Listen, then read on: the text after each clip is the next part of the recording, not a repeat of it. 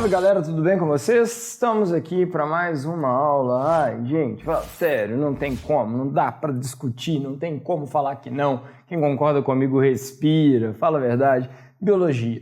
Biologia discutindo características desse nosso país mais do que abençoado, com características super singulares, que é esse país chamado Brasil. Turma, na nossa aula nós vamos discutir hoje os ecossistemas, ou a gente poderia também chamar, se assim desejássemos, de biomas brasileiros. Provavelmente você está assistindo essa aula depois de assistir dos biomas terrestres, onde eu discuti com vocês as características dos outros biomas que existem aqui no nosso planeta, né? Vocês vão perceber que ao longo da nossa discussão aqui, dessa aula, a gente vai perceber que existem outros biomas que não foram contemplados naquela explicação anterior. E tá tudo bem, né? Vale lembrar que quando a gente fala de bioma, a gente está falando de um negócio muito mais amplo, de um negócio muito mais complexo. Para nortear as nossas discussões, nós vamos usar como referência o que o IBGE postula como sendo os biomas brasileiros, tá certo? Eu já vou dar a tônica aqui, ó, que são 6 no total. Mas presta atenção que dentro dessa divisão do IBGE aqui, ó, eu vou pontuando alguns biomas que existem dentro desses biomas maiores. Então esse número ele pode variar muito, por isso que eu coloquei essa frase aqui, ó, mas há observações, tá? Porque a gente pode encontrar outros biomas dentro desses biomas maiores. E o primeiro bioma que eu vou começar discutindo com vocês é o que para mim é um dos mais sensacionais de todos, eu já tive a oportunidade de conhecer e é simplesmente sensacional, que é o que a gente chama de bioma amazônico, né? O bioma da floresta amazônica, que é a nossa floresta tropical, tá certo? Floresta tropical equatorial. É o maior ecossistema brasileiro, o maior bioma brasileiro. Quase metade do nosso território se encontra dentro desse bioma. E um dos motivos que a gente deveria nos orgulhar bastante, e aí, aliás, já vou até promover já uma breve reflexão com vocês, não apenas nos orgulhar, mas também defender essa característica dele aqui, ó. É a maior biodiversidade do planeta. É o bioma com a maior diversidade de formas de vida que existe. Não existe nenhum outro bioma no mundo que abriga essa diversidade. É notório, por exemplo, que ano após ano são encontradas diversas novas espécies dos mais diferentes grupos de organismos, né? Plantas, animais, fungos, bactérias, são encontradas frequentemente novas espécies dentro desse bioma. A gente conhece muito pouco a respeito dele, a gente sabe da importância dele, e a cada ano que passa, onde o nosso conhecimento se torna maior acerca dele, vai ficando cada vez mais marcante como ele é relevante para o bom funcionamento, inclusive do nosso planeta, tá certo? Dito isso, já vou começar pensando em funcionamento do nosso planeta. A floresta amazônica nunca foi o pulmão do planeta, nunca foi. O pulmão do planeta é muito bem caracterizado como sendo as algas, né? As algas unicelulares que a gente encontra nos oceanos. Mas a gente pode dizer sem problema algum que a floresta amazônica ela tem uma participação direta na regulação da temperatura do planeta, né? Então a gente pode, em alguma escala, brincar um pouquinho com a ideia de que a floresta amazônica é o ar-condicionado do planeta. Em especial para nós, moradores da região sudeste. Você está assistindo essa aula da região sudeste, eu já estou aqui te dizendo, tá?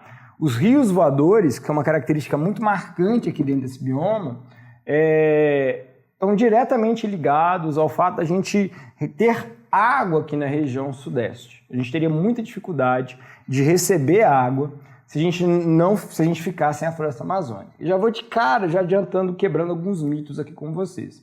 Por muito tempo já se disse que a floresta amazônica, se ela desaparecesse, ela ia virar um deserto, né? Por que ela ia virar um deserto? Por conta da serrapilheira. O que é a serrapilheira? A serrapilheira é uma camada que está sobre o solo amazônico, riquíssima em matéria orgânica, tá? Se a gente suprime a vegetação da floresta amazônica, a vegetação original da floresta amazônica, e não cria condições para que a vegetação possa se recuperar, a gente substitui a vegetação por outra e não cria condições para que a serrapilheira se mantenha, ou seja, essa grande camada de matéria orgânica continue sobre o solo, se a gente não cria essas condições, o que a gente vai observar não é uma desertificação da floresta amazônica, a gente vai observar uma savanização da floresta amazônica. Então a floresta amazônica ela tende a se tornar uma savana. Na verdade, a gente acredita que seja uma savana. Uma coisa é fato.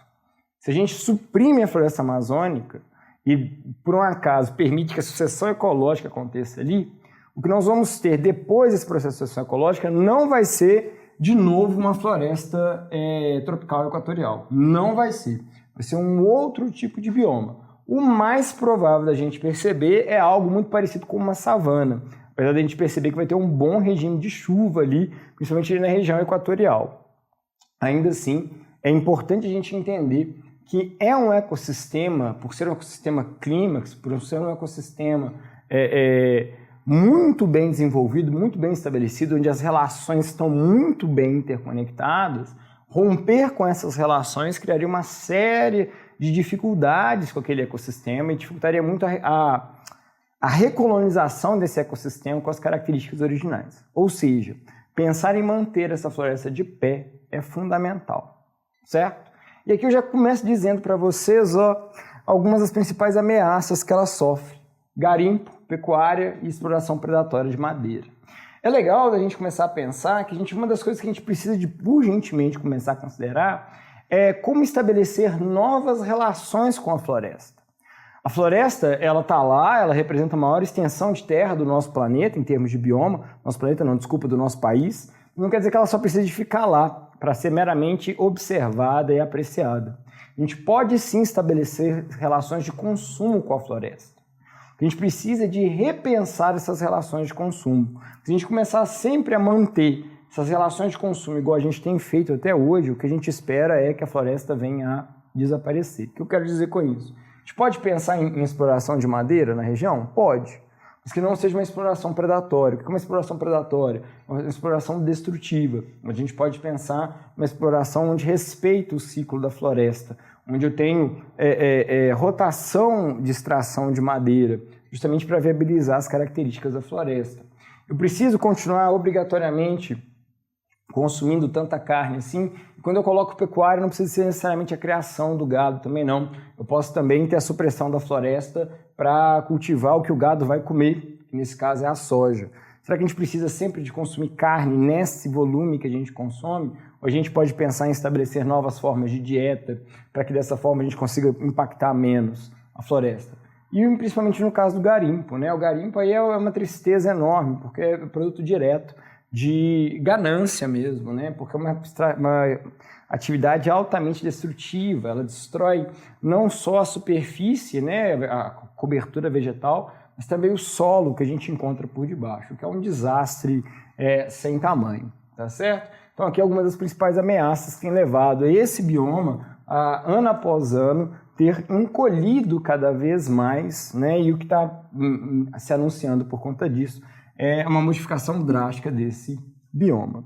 Ele apresenta apenas duas estações: estação onde chove o ano inteiro, desculpa, o ano inteiro não, onde chove muito, chove o dia todo, estação onde chove menos, chove pouco, né? Isso é muito característico do clima equatorial, do fato, justamente, né, da linha do Equador, permitir a entrada dessas chuvas para dentro do continente, tá certo? Então, tem essas duas estações muito bem demarcadas. É quente o ano todo, né? Eu não tenho uma estação fria de verdade. Apesar desse grande volume de chuva, é sempre muito quente, muito úmido, o que reforça essa concentração da serrapilheira.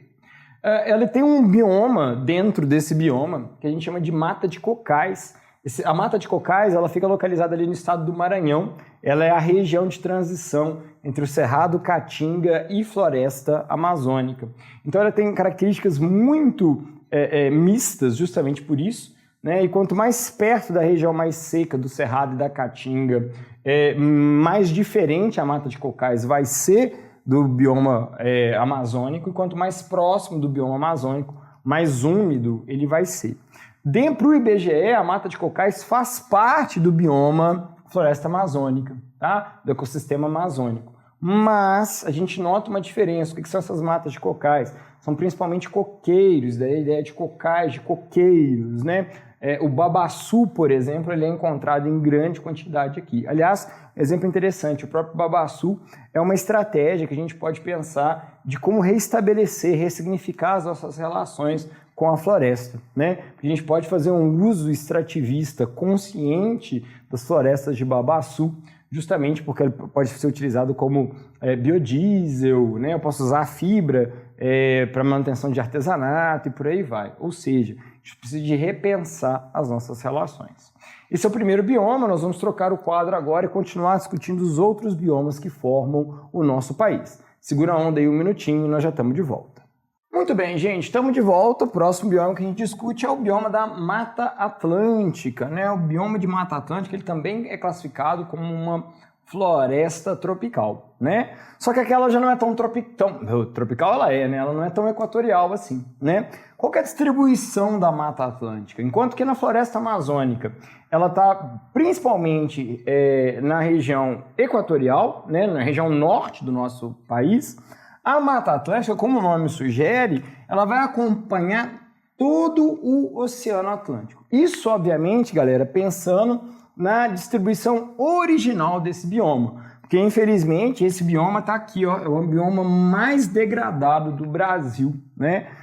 A gente tem uma degradação absurda dele, parece que em termos de estatística a gente tem no máximo 3% da cobertura original desse bioma ainda de pé, né? Ele vai acompanhar todo o Oceano Atlântico, então ele começa desde da região nordeste e se estende até a região sul. É importante, sempre acompanhando a linha do Atlântico, é importante a gente pensar nisso, e na região sul, já chamando atenção para isso aqui, ó, para a Mata de Araucária.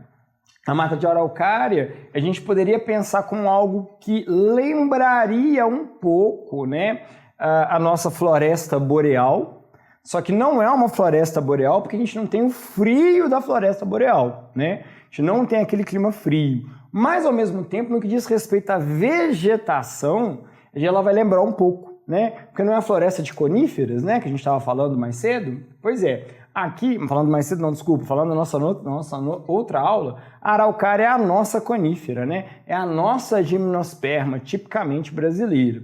Ela é classificada pelo IBGE como uma floresta, como parte pertencente ao bioma atlântico.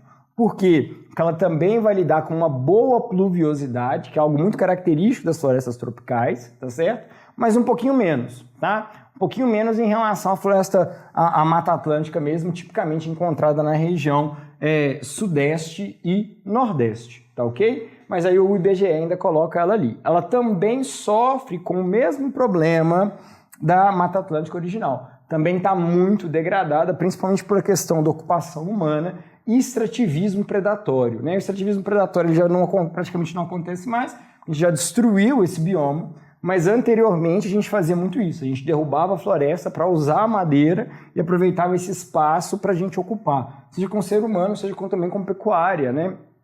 A região sudeste, por exemplo, ela se deu muito bem com essa questão da pecuária, né? Foi uma das forças motrizes, né, do desenvolvimento do nosso país, né, junto com a escravidão, que era largamente utilizada também como força motriz para desenvolver a economia nos períodos de colônia e também de império, né, e também depois, né, até hoje a gente tem essa noção. A gente tem uma dívida histórica quando a gente pensa na questão da escravidão, né, mas no que diz respeito ao uso da pecuária, a gente está aí até hoje lançando mão disso. Isso está sendo um problema para a gente ainda não repensou as nossas relações com os biomas brasileiros. A gente precisa de repensar, né? Quando a gente compara a Mata Atlântica com a floresta amazônica, a vegetação ela tem um menor porte, então no ambiente de floresta amazônica eu tenho árvores de 40 a 50 metros de altura, aqui ela é um pouco menor, 20, 30 metros, né? Mas ainda assim pode ser um ambiente muito bem fechado, com vegetação muito densa. O solo aqui ele não é tão pobre igual o solo amazônico. Eu ainda vou encontrar mais alguns nutrientes, tá certo? O que contribui para que justamente seja esse solo, esse bioma tão explorado assim, né? A gente não nota as características do que a gente ocorreria com a floresta amazônica se ela for derrubada, se ela continuar sendo derrubada. Hoje, no que diz respeito à área original dela, ela se restringe a parques e zonas de conservação, né? Fora isso, a gente quase não tem mais essa cobertura vegetal. A gente vai disponibilizar depois para vocês uns mapinhas de comparação, o que a gente imagina que era a floresta amazônica e o que a gente... Desculpa, floresta amazônica não, desculpa, gente. A Mata Atlântica e o que é a Mata Atlântica hoje. E é de partir o coração. A gente tinha aquela grande extensão de área verde e a gente vê umas gotinhas mesmo de área verde ainda sendo conservada. Demorou? Trocamos o nosso quadro e vamos continuar vendo os outros